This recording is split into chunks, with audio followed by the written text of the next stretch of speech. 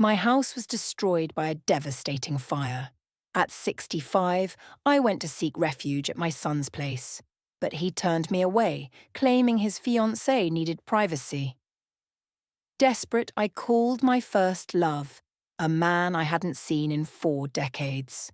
When he opened the door to his mansion, he spoke just 3 words. "You finally came home." My life was changed forever. But before we continue, make sure you're subscribed to the channel and write in the comments where you're watching this video from. We love to know how far our stories travel. My name is Grace, and at 65 years old, I thought I had already experienced every kind of suffering life could throw at me. I was wrong. It all started on a Wednesday that seemed just like any other in Charlotte, North Carolina. I was in the kitchen fixing my afternoon coffee when I smelled something strange. I decided to check, thinking maybe I'd left something on the stove. When I opened the living room door, I was met by a wall of smoke so thick I could barely see through it. Flames were already consuming the curtains and racing up the walls with a speed that left me paralyzed for a few crucial seconds. The smoke detector should have been screaming, but I found out later the battery had died months ago. A simple oversight that would cost me everything I owned. I ran back to the kitchen, fumbling for the phone to call the fire department. But the smoke was everywhere, making it hard to breathe, impossible to think straight. I heard glass breaking and realized I had no time. The flames were eating my house with a ferocious hunger that seemed impossible to contain. My only thought was to get out alive. I grabbed my purse, which was on the kitchen table, and bolted for the back door. The last thing I saw before I burst outside was the portrait of Robert, my late husband, starting to blacken from the heat. The neighbours were already in the street when I stumbled out, coughing and gasping. Mrs. Jenkins, my 78-year-old neighbour, was the first to rush over, hugging me as we both watched helplessly while the fire devoured the home where I'd lived for over 40 years. The fire department arrived in 10 minutes, but it was already too late. They managed to keep the blaze from spreading to neighbouring houses, but mine was beyond salvation. In just 1 hour, 4 decades of memories were reduced to ashes. The kitchen table where David used to do his homework, the walls that held the marks of my son's growth, the bedroom I shared with Robert for 37 years. It was all gone. I stood on the sidewalk, wrapped in a blanket someone had put around my shoulders while the firefighters did their work. Later, they would tell me it was likely a short circuit in an old living room outlet, a simple electrical problem that turned my life into ruins. The flames finally subsided, leaving behind only a blackened, smoking structure. The fire chief approached me, his face smeared with soot, his eyes full of a pity I couldn't bear at that moment. "I'm so sorry, Mom. We did everything we could, but he didn't need to finish the sentence. I could see it for myself. A total loss. Everything I possessed, besides the clothes on my back and the contents of my purse, had vanished. The neighbours, who were lucky enough to still have homes, took me in for the first night. Sweet Mrs. Jenkins insisted I stay with her, but her small apartment was already crowded with visiting grandchildren. The American Red Cross had set up emergency shelters, but the thought of sleeping in a gymnasium full of strangers made me feel even more lost. That's when I knew I had to call David. My son lives about a 40-minute drive away in Valentine, a posh Charlotte suburb with tree-lined streets and houses that look lifted straight out of a magazine. He moved there 4 years ago when he was promoted to regional manager at the insurance company where he works. We weren't close, not the way mothers and sons should be, but he was all the family I had left. I used Mrs. Jennings' phone because mine had melted along with everything else. "David, darling, it's Mom," I said, my voice weaker than I intended. "Mom, what's going on? You sound upset." "There was a fire, son. The house is gone. Everything's gone." There was a pause that felt like an eternity. "Were you hurt?" "No, I'm fine. Just a few scrapes and a scratchy throat from the smoke. But I need a place to stay while I figure things out. Just temporarily." Another pause. "Sure, Mom. Come on over.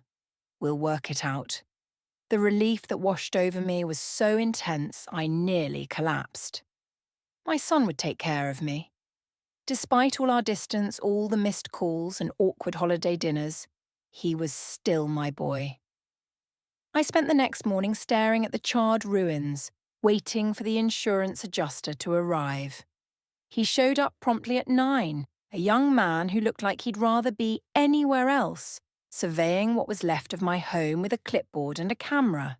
"Total loss," he said pragmatically, as if those two words didn't represent my entire life. "How much?" I asked, although I dreaded hearing the answer. "Well, you had a policy of about $200,000 on the structure, but with your deductible and depreciation, we're talking maybe $90,000? Maybe less. $90,000 to rebuild 42 years of life." It seemed impossible.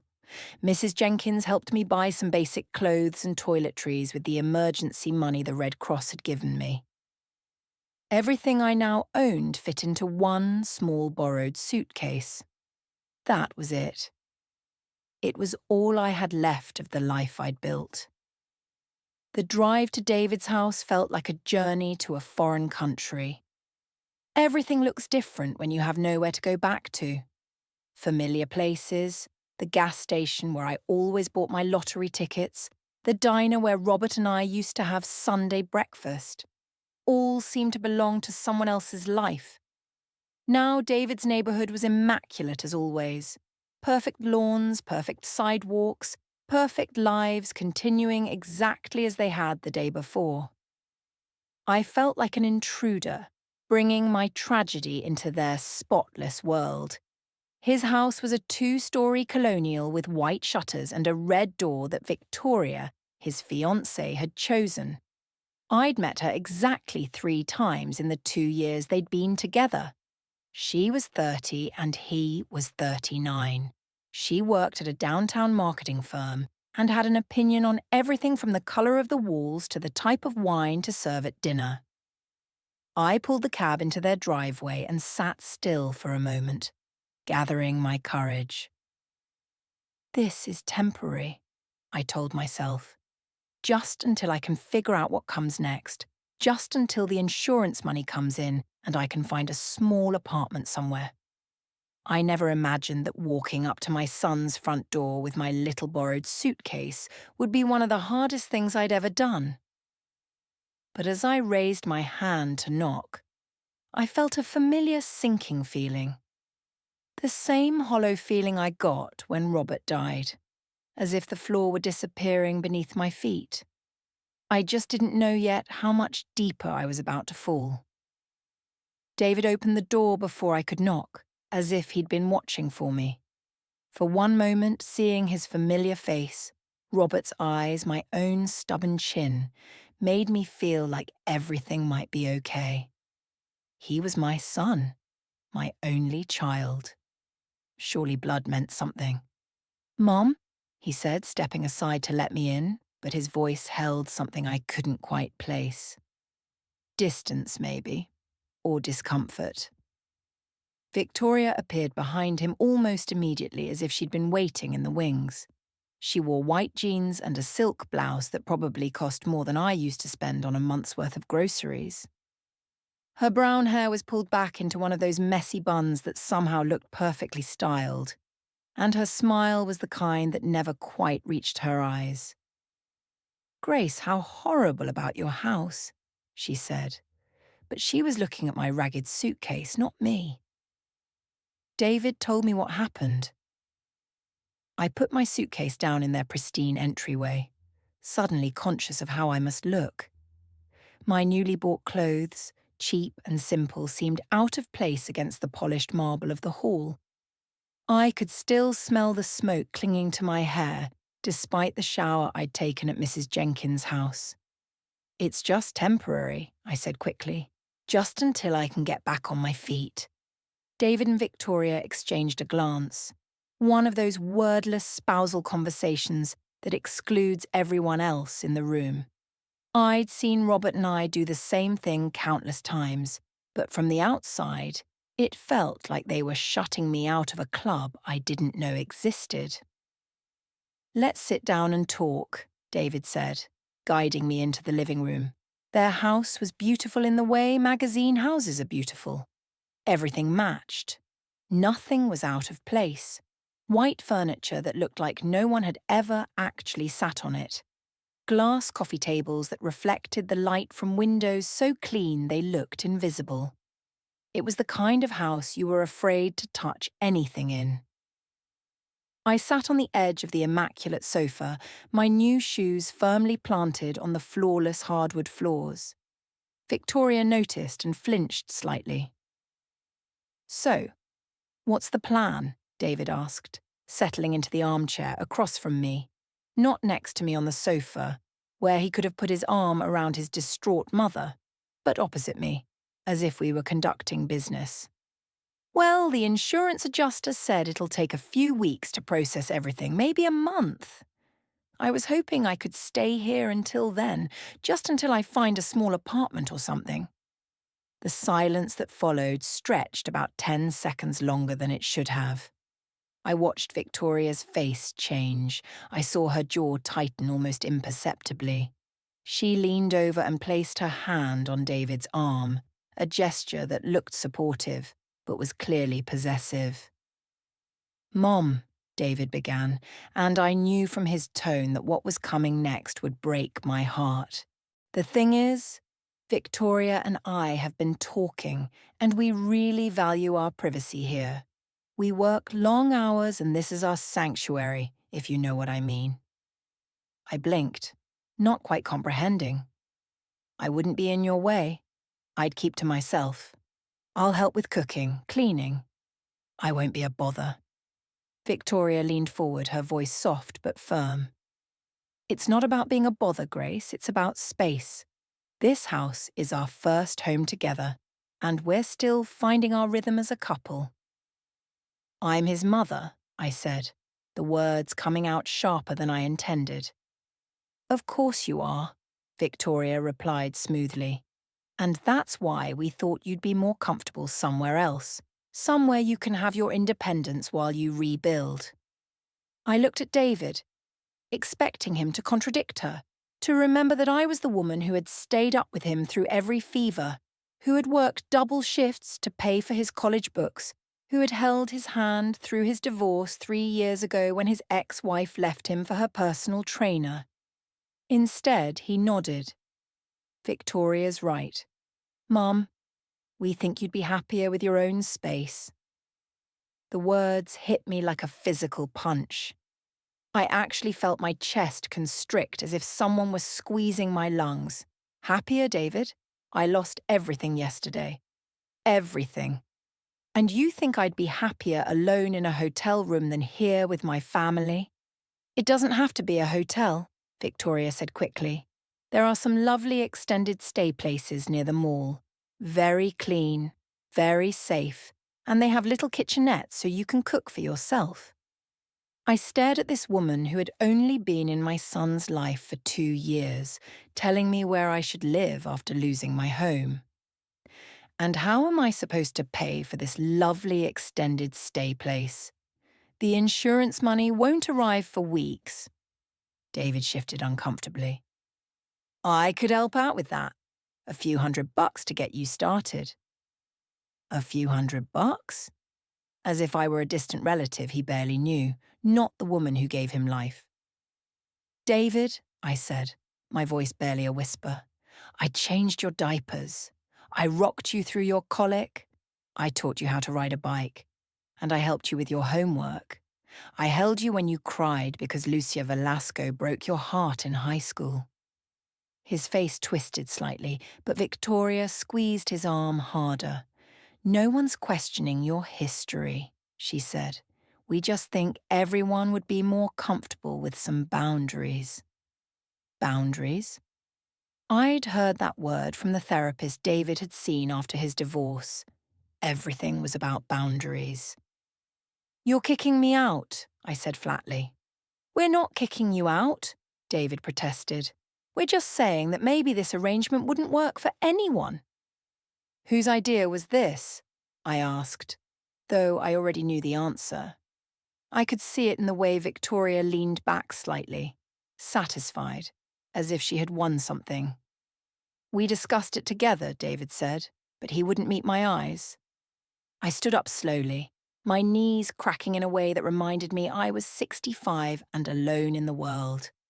"I understand. Mom, don't be like that. We're trying to do what's best for everyone."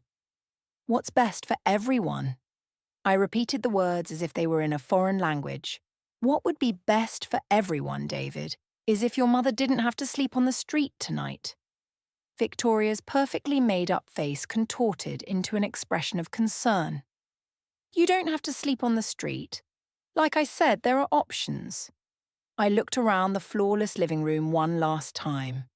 At the family photos that included David and Victoria, but none of me at the expensive furniture no one was allowed to truly live on.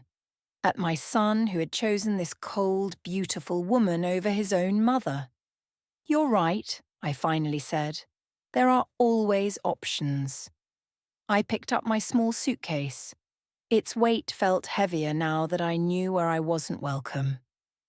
David stood up, looking uneasy, but not uneasy enough to change his mind. "I'll call you in a few days," he said, "as soon as you get settled somewhere."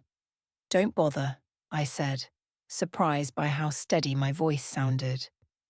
"I wouldn't want to invade your sanctuary." Victoria had the decency to look slightly ashamed, but not enough to speak up, not enough to say, "Wait, this is wrong. She's your mother." I walked out of that perfect house with its perfect couple and its perfect boundaries, and stood on the sidewalk for a long time before I could force myself to walk. Through the front window, I could see David and Victoria talking, probably about how difficult I was being, how much drama I was bringing into their peaceful lives. The irony wasn't lost on me. I had spent years after Robert died telling myself I was strong, independent, that I didn't need anyone. Now, when I truly needed help, I discovered that independence is a luxury you can only afford when you have options. I walked to a little budget hotel on the corner and spent almost all the money I had left on a room for the night.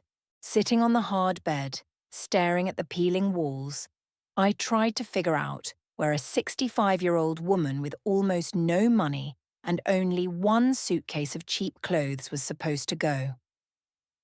That's when I remembered the business card I'd carried in my wallet for nearly 40 years, miraculously saved because it was with me at the time of the fire, yellowed with age and soft from being handled so much.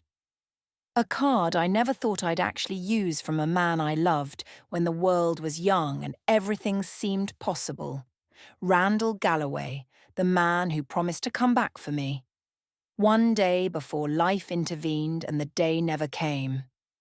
I spent 3 nights in that cheap hotel before I found the courage to make the call. 3 nights waking up with a sore back from the thin mattress and the taste of shame in my mouth. 3 nights listening to arguments in the hallway and the constant drone of traffic outside the badly insulated window. 3 nights washing my few new clothes in the small bathroom and hanging them to dry on the room's single chair. The business card felt like tissue paper between my fingers, worn smooth from 4 decades of being carried but never used. Randall Galloway was written in faded blue ink. Beneath that, a phone number with an area code I didn't recognize. On the back, in my own youthful handwriting, "Never forget G." I had written those words when I was 25, believing with the absolute certainty of youth that Randall Galloway would be the great love of my life. He was 26 with dark hair that fell over his forehead and eyes the colour of golden amber. He worked for his father's construction company after college and dreamed of bigger things, of building something that mattered.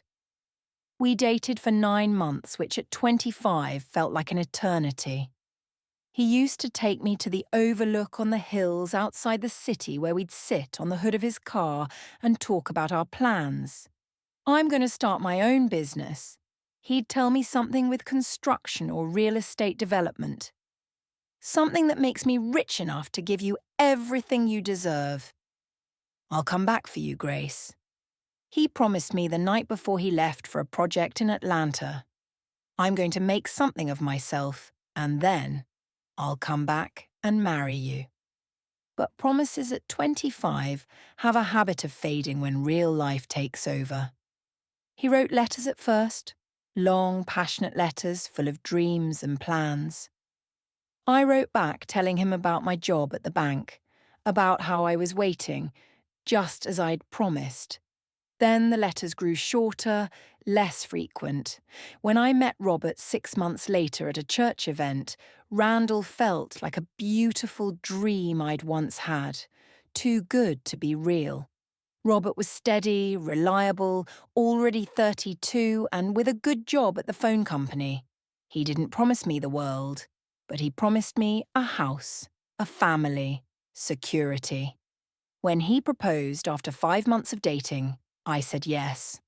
I put Randall's business card in the pocket of my wedding dress, a secret talisman I couldn't bring myself to throw away. Now, 40 years later, sitting in a cheap hotel room that smelled of damp and stale cigarettes, I wondered what had become of that dreamy man with the amber eyes. I followed him sporadically over the years the way you do with first loves. Through mutual friends, I heard he had made good on his promises, that he had started a construction firm, that he had become a big deal. He never married, which surprised people. Too busy building his empire. They'd say that Galloway was always ambitious. The last I heard, maybe 8 years ago, his company had expanded beyond North Carolina to Atlanta, Georgia, and Miami, Florida. Galloway Development, building shopping centers and office complexes. The young man from the construction firm had become the kind of man who wore expensive suits and made decisions that affected hundreds of people. What would that man want with a 65-year-old widow staying in a budget hotel with nothing but a suitcase of clothes from Target? The rational part of my brain said it was ridiculous, pathetic even. You don't call someone after 40 years because your life has fallen apart. You don't look up your young love when you're old, desperate, and have nowhere to go. But rational thought is a luxury when you're counting the quarters in your purse and trying to figure out if you have enough for one more night's stay. On the 4th morning, I couldn't take it anymore. My back ached from the hard mattress. The money was running out, and the hotel had already warned me they'd need the room for a booking coming in the next day. I sat at the room's little table, staring at the card, my hands trembling beyond just the morning chill. What would I say? Hello, Randall. Remember me? I'm homeless now. Can you help? The number on the card was probably disconnected, or it would ring through to some secretary who would politely inform me that Mr. Galloway was far too important to take calls from random women claiming to have known him in their youth. But what if it wasn't? What if he answered? My heart hammered as I dialed the number. Each digit felt like a step off a cliff. It rang once, twice. Galloway Development. Randall speaking. His voice was deeper now, moulded by time and responsibility, but unmistakably his. After 40 years, I would have recognized it anywhere. I almost hung up, almost hit the end call button and went to find some other solution. But something in his tone, some warmth that seemed to cut through the phone and wrap around me like a blanket, made me speak. Randall, it's Grace. Grace Thorne. Well, I'm Grace Robert now, but I used to be Thor. Silence long enough for me to think maybe the call had dropped, or maybe he'd hung up, or maybe he had no idea who I was. Then Grace, just my name said, like a prayer or a wonder, as if he couldn't believe it. I'm so sorry to call like this. I rushed, the words tumbling out in my desperation to explain before he could hang up. I know it's been a long time and I probably shouldn't be calling, but I just didn't know who else to turn to. "Where are you?" he interrupted, his voice sharp with concern. "I'm in Charlotte at a hotel called the Rest Stop, and I know this sounds crazy, but my house burned down last week. I lost everything, and my son doesn't want me to stay with him, and I have nowhere to go." The words spilled out in a torrent, each one harder to say than the last. Admitting that your own son had rejected you was like admitting you had failed at the most fundamental part of being human. "Give me the exact address," Randall said, his voice now entirely professional. "I'm coming to get you. You don't have to do that. I don't know why I called. I guess I just needed to hear a friendly voice." "Grace." His tone allowed no discussion. "Tell me where you are. I'm walking to my car right now." Over the phone, I could hear the sound of a door closing, an engine starting. He was really coming. This man I hadn't spoken to in 40 years was dropping whatever important business he was doing to rescue me from a budget hotel. I gave him the address, my voice barely a whisper. "Randall." I look. "I'm not the girl you remember." "Neither am I," he said, and I could hear the smile in his voice. But I've been waiting 40 years for this call. After we hung up, I spent the next hour packing my few belongings, alternating between panic and disbelief. What was I doing? What were we doing? This was insane. You couldn't just pick up a relationship after 4 decades like you were continuing a conversation from yesterday. But as I looked out the hotel window, waiting for a car I wouldn't recognize, carrying a man who might not recognize me, I felt something I hadn't felt since before the fire. Hope. Maybe it was foolish hope. Maybe it would lead to more disappointment, more heartbreak, but it was hope nonetheless. And at 65, with nothing left to lose, hope was worth the risk. At 10:45 on the dot, a silver Mercedes pulled up in front of the hotel, gleaming and polished against the worn backdrop of the street. I peered out the window as the car parked, my heart beating against my ribs like a bird trying to escape its cage. The windows were tinted so I couldn't see inside, but something deep in my chest told me it was him. The engine shut off, and the driver's side door opened. Even after 40 years, even with grey hair and lines around his eyes, even carrying the weight of decades I hadn't shared with him, I recognized him immediately.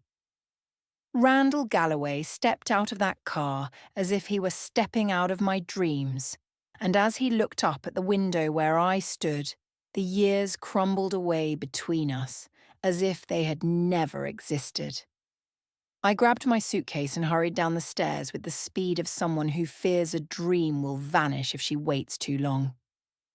He was standing by the car waiting for me. Randall had the same relaxed confidence he'd had at 26, but now it was refined, polished by success and maturity.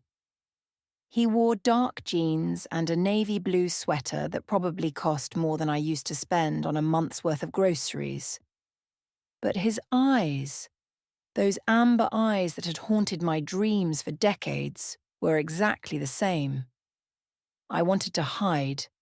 I wanted to go back to the room and pretend this wasn't happening. I looked terrible. My hair hadn't been cut in months, my cheap clothes were wrinkled, and I felt small and insignificant compared to the elegant man waiting for me. But he was already smiling at me, a smile that made my heart jump as if I were 25 again. I walked toward him slowly, suddenly unable to breathe. "Hello, Grace," he said softly. Up low, I could see the changes time had made. His dark hair was now salt and pepper cut short and professional. Lines bracketed the corners of his eyes and shaped his mouth. He was broader in the shoulders, more solid, as if success had given him physical weight along with everything else. But when he smiled at me, I saw the young man who used to take me to the Overlook and tell me about his dreams. "Hello?" I managed to say, my voice barely a whisper. He studied my face for a long moment, those amber eyes taking in every detail. I wanted to apologize for how I looked, for how far I'd fallen, for calling him after all those years with nothing to offer but trouble. Instead, he said 3 words that changed everything. "You look beautiful." I started to cry, right there on the sidewalk in front of that budget hotel with Randall Galloway standing next to me. I completely fell apart. 40 years of pent-up tears, 4 days of uncertainty and despair, a lifetime of being told I wasn't enough. It all came out in ugly, gasping sobs that I couldn't control. He didn't say anything else. He didn't try to shush me or tell me everything would be fine. He simply took my suitcase with one hand and wrapped his other arm around me as I collapsed against his chest. He smelled of expensive cologne and clean laundry, of success and stability, of everything I had lost and everything I never had. His sweater was soft against my cheek, and his arms were strong around my trembling shoulders. "I'm sorry," I choked against his chest. "I'm sorry, Randall. I shouldn't have called. I shouldn't drag you into this mess."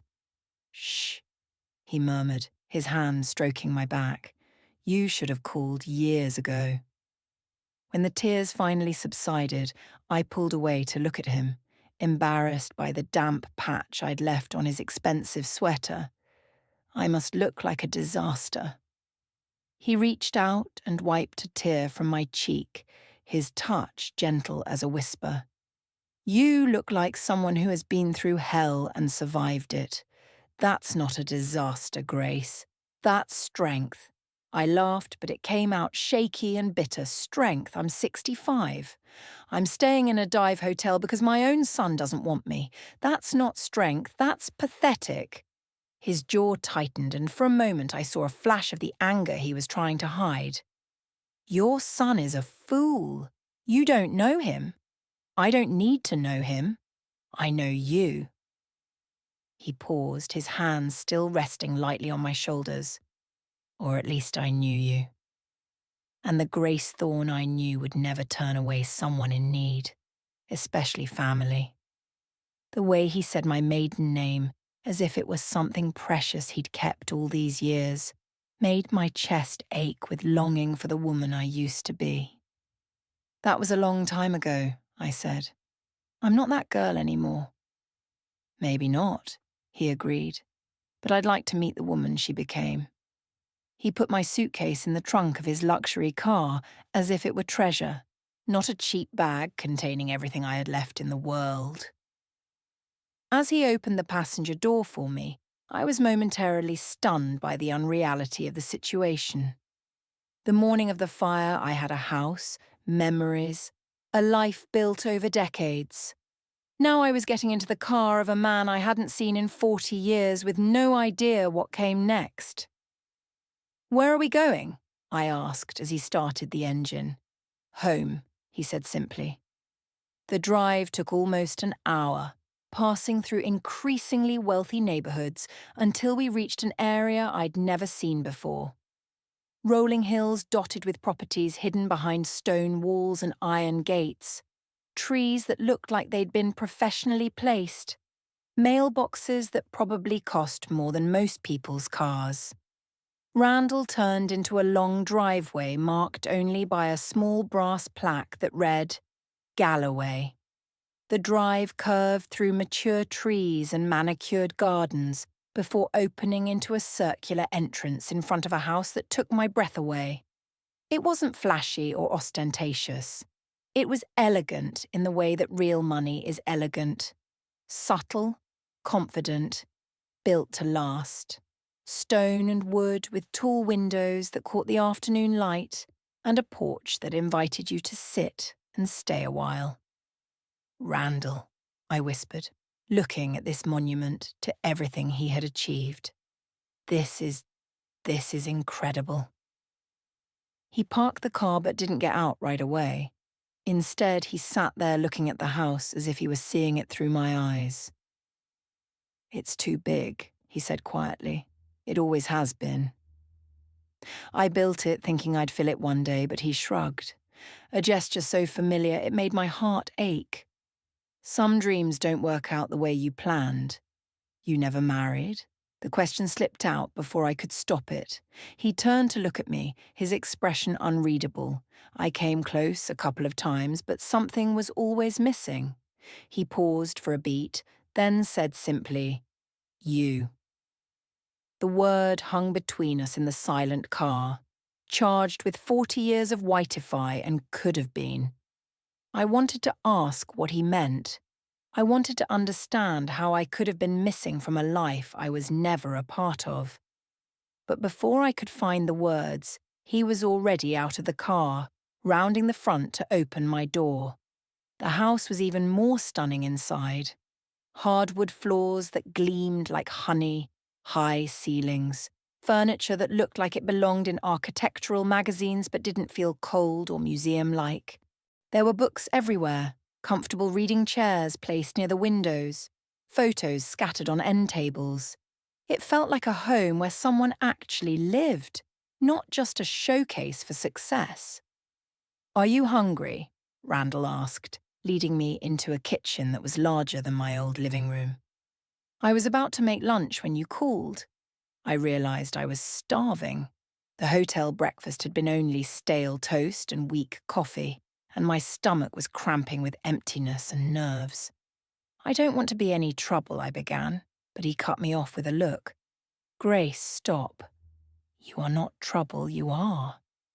He paused, searching for the words. "You are the answer to a question I've been asking for 40 years," while he cooked. And he actually knew how to cook, moving around that huge kitchen with the ease of someone who had learned to take care of himself. I studied the photographs scattered throughout the room. Randall at ribbon-cutting ceremonies, shaking hands with important people. Randall with various women at charity galas and business dinners, always smiling, but never looking completely happy. "Tell me about your life," he said, placing a plate of perfectly grilled chicken and roasted vegetables in front of me. "Tell me about Robert, about your son, about everything I missed." So I did. Over a lunch that tasted like heaven after days of terrible hotel food. I told him about my marriage to Robert, steady and comfortable, giving me security and companionship if not passion. About David, the baby I had wanted so desperately and loved so fiercely, who grew up to be a stranger who valued his fiancée's comfort over his mother's needs. I told him about the years of being a good wife, a good mother, a good widow, about the fire that had taken everything I owned and the sun who had taken everything I had left. Randall listened without interruption, his amber eyes never leaving my face. When I finished, he was silent for a long moment. "I'm sorry," he finally said. "I'm sorry about Robert, about your house, about your son, but I'm not sorry that you called me." "Why?" The question came out smaller than I intended. He reached across the table and took my hand in his. Still strong, still gentle, still able to make my heart race after all these years. "Because I never stopped loving you," he said quietly. "Because every deal I made, every success I achieved, every dollar I earned, it was all so I could be worthy of you when you finally came back to me." Randall, I know this sounds crazy. I know 40 years is a long time and we're different people now. But when I heard your voice on that phone today, it was like the missing piece in my life finally clicked into place. I looked at our joined hands, his tanned and well-kept, mine worn by work and showing every day of my 65 years. "I'm not the girl you remember. You're better." He disagreed. "You're real. You've lived and loved and lost and survived. That 25-year-old girl was beautiful, but she was only potential." You are the woman that potential grew up to be.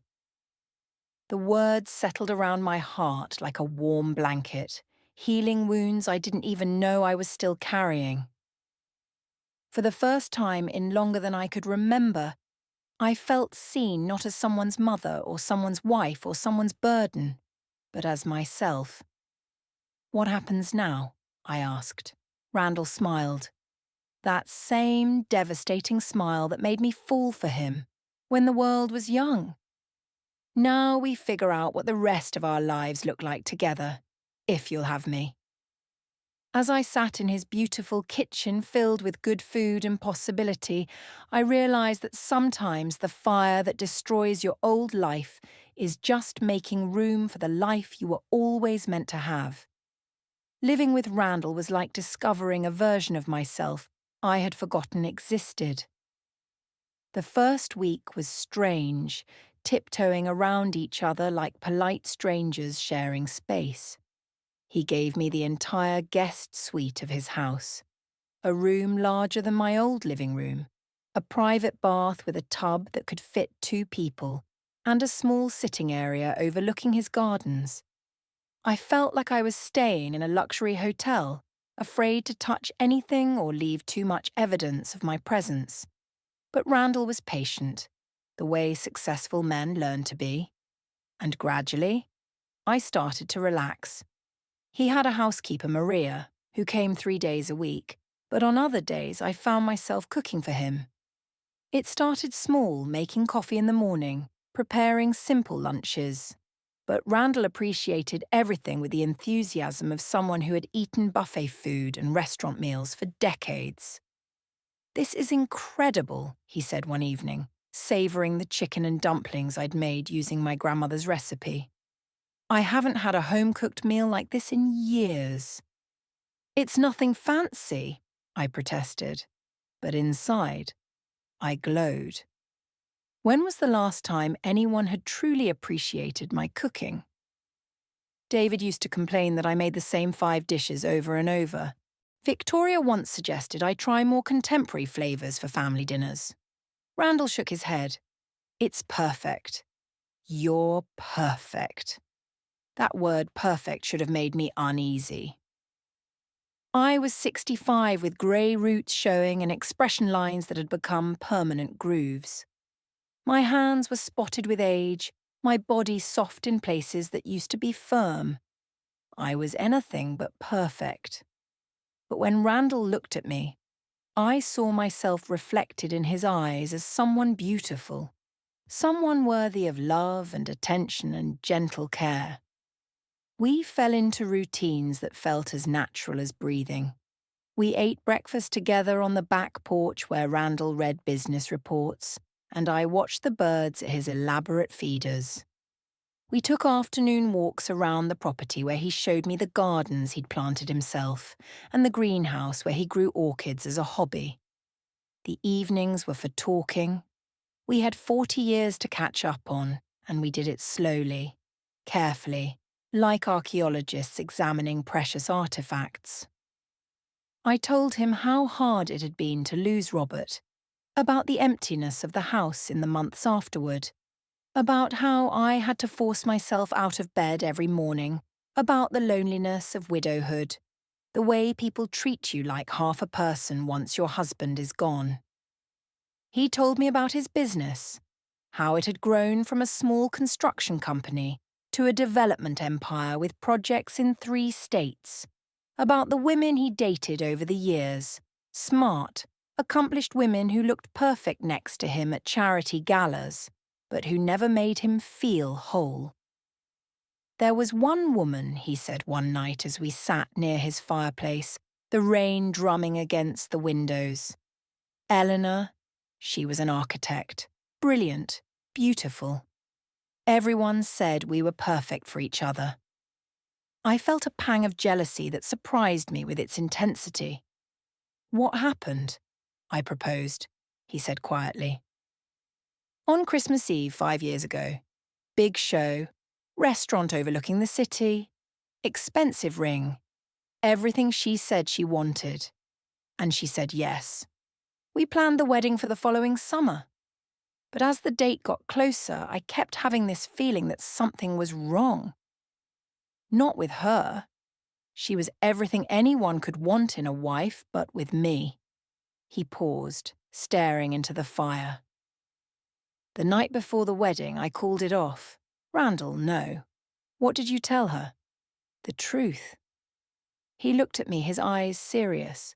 That I was still in love with a woman I'd met 40 years ago, and it wouldn't be fair to marry her while my heart belonged to someone else. The words hit me like a physical blow. You cancelled your wedding for me, for the memory of me, for the possibility that someday, somehow, I might need you and you would be here waiting. I looked at this successful, handsome man who could have had anyone and tried to process what he was telling me. This is crazy, I said. It is. He leaned forward, taking my hands in his. It's crazier that you kept my business card in your wallet for 40 years. He was right. Sure, we were both crazy. We were both living with the ghosts of what might have been. But somehow, against all odds, our particular brand of crazy had brought us back together. 3 weeks after my arrival, David called. I was in Randall's kitchen making dinner and humming to myself. Actually humming something I hadn't done in years when my phone rang. David's name on the screen made my stomach clench with familiar anxiety. Hello, dear, I said, trying to keep my voice neutral. Mom? His tone was odd, carefully controlled. I've been trying to call you. Your phone keeps going straight to voicemail. That was true.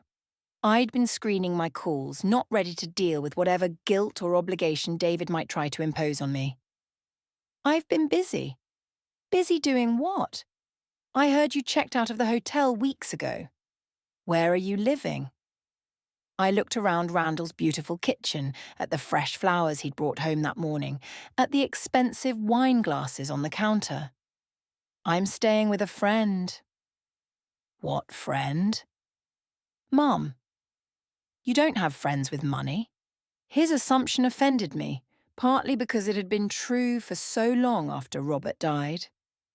I'd let most of my friendships fade, too tired and too proud to maintain relationships when I had nothing to offer in return.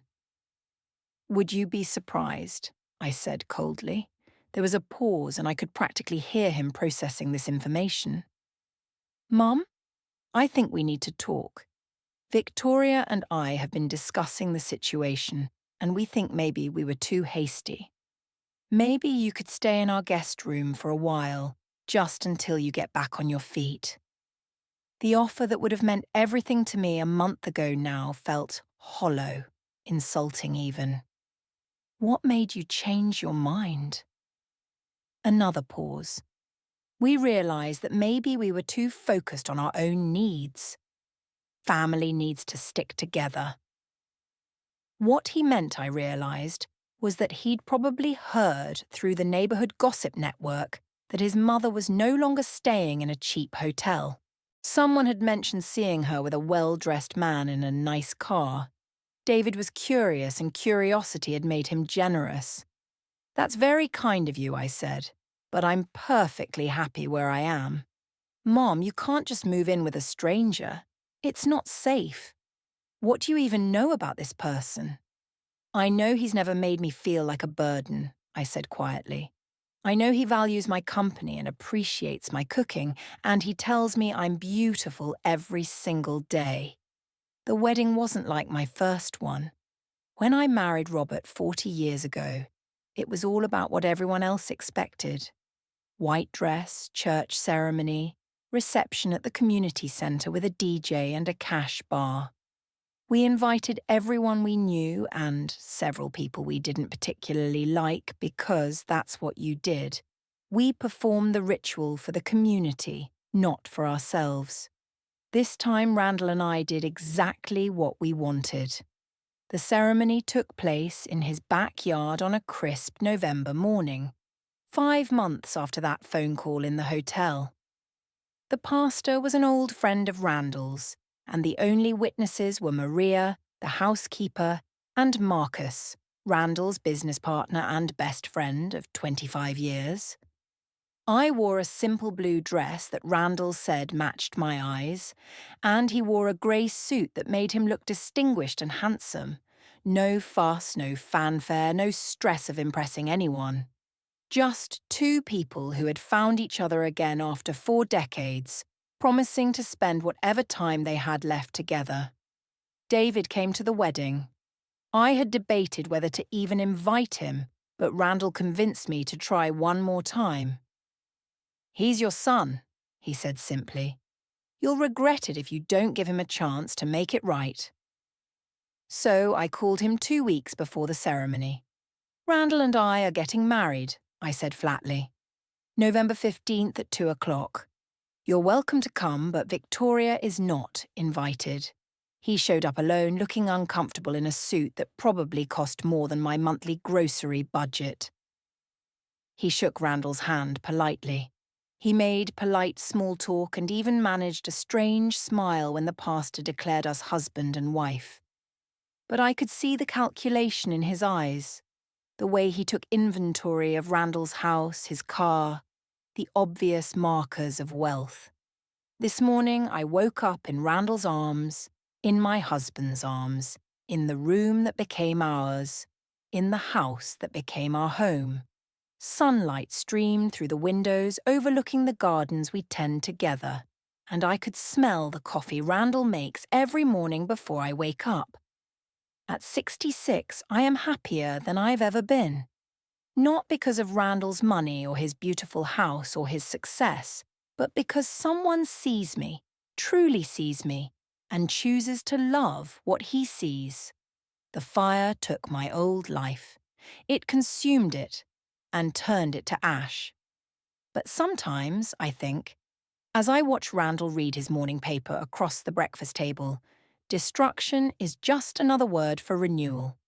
Sometimes you have to lose everything you thought you wanted to find, everything you truly needed. And sometimes, if you are very, very lucky, first love gets a second chance to become forever love. The business card I kept for 40 years is framed now, sitting on Randall's desk in his home office.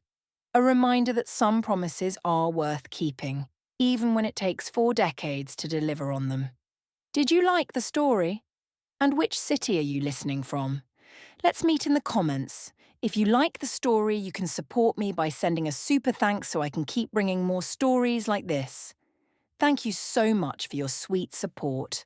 I'm looking forward to your comments on the story. On the screen, you can see 2 new life stories that I highly recommend. There's so much more on my channel. Don't forget to subscribe. See you in the next life story with love and respect. Did you like the story? And which city are you listening from? Let's meet in the comments.